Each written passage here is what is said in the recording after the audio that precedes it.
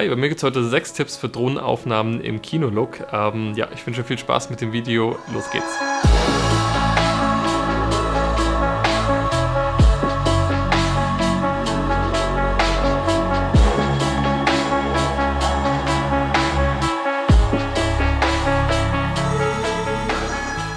Tipp Nummer 1 lautet, fliegt nicht zu hoch. Das klingt erstmal komisch, man neigt natürlich dazu, mit Drohnen sehr gerne sehr hoch zu fliegen.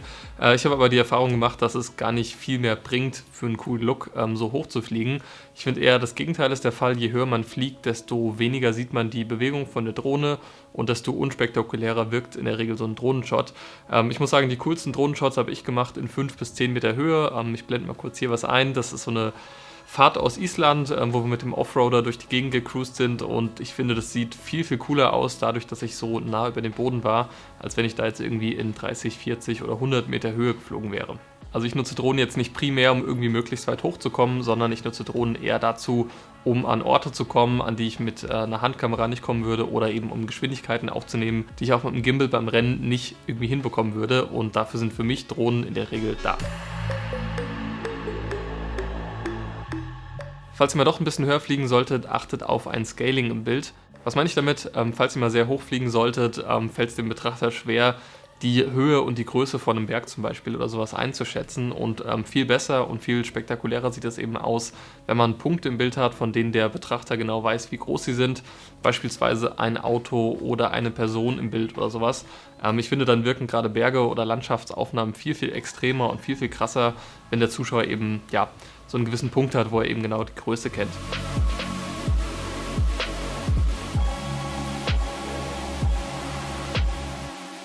Nächster Punkt ist, schwenkt nicht zu schnell. Ich sehe das sehr oft auch in fertigen Filmen, dass dann wirklich mega schnell von rechts nach links oder von unten nach oben geschwenkt wird. Ich finde, was so einen cineastischen Look irgendwie ausmacht, ist eher so eine gewisse ruhige Form der Bewegung, und deshalb ja, übt es so ein bisschen, dass ihr nicht ganz so schnell schwenkt. Bei einigen Drohnen, zum Beispiel bei meiner Phantom 4 Advanced Plus, kann ich die Schalthebel so ein bisschen länger noch aufschrauben.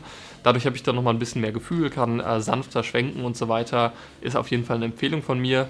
Was ihr auch machen könnt, ist, dass ihr die Gimbal-Schwenkgeschwindigkeit im Menü von der Drohne eben einstellen könnt. Dadurch könnt ihr dann viel leichter mit weniger Übungen sanfte Schwenks durchführen. Und ich finde, das Ganze wirkt einfach viel, viel besser. Nächster Punkt, fliegt nicht nur linear. Also ich sehe das auch sehr oft in Filmen, dass dann einfach in mega schönen Landschaften einfach nur geradlinig geflogen wird von vorne nach hinten. Ich finde, man kann die Shots viel, viel interessanter gestalten, wenn man mindestens 2 Bewegungsrichtungen sozusagen einbaut.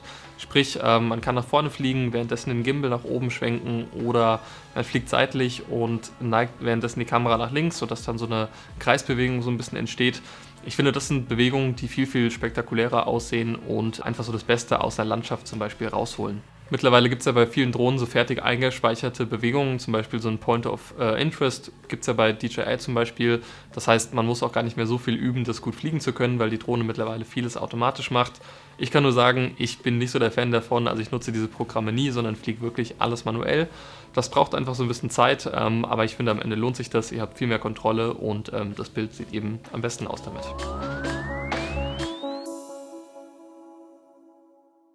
Die nächsten beiden Tipps sind jetzt nicht nur auf Drohnen bezogen, sondern die kann ich immer wieder mal geben, auch fürs Filmen mit einer Handkamera, nicht nur mit einer Drohne. Der erste Punkt wäre, sucht euch einen Vordergrund. Ich blende euch hier mal ein Beispiel ein ohne Vordergrund, wo ich wirklich mit voller Geschwindigkeit nach vorne fliege. Und das hier ist jetzt der gleiche Shot mit einem gewissen Vordergrund, also mit einem Baum, den ich da in den Vordergrund gerückt habe. Man sieht auf jeden Fall den Unterschied, man nimmt mehr Geschwindigkeit wahr als Zuschauer bei diesem Film von der Drohnenaufnahme. Das kann ich eben also auch nur empfehlen, sucht euch immer so einen Vordergrund, um das Bild so ein bisschen interessanter zu gestalten. Und der letzte Punkt ist auch wieder allgemeingültig, also jetzt nicht nur für Drohnenaufnahmen, nutzt Bewegungsunschärfe.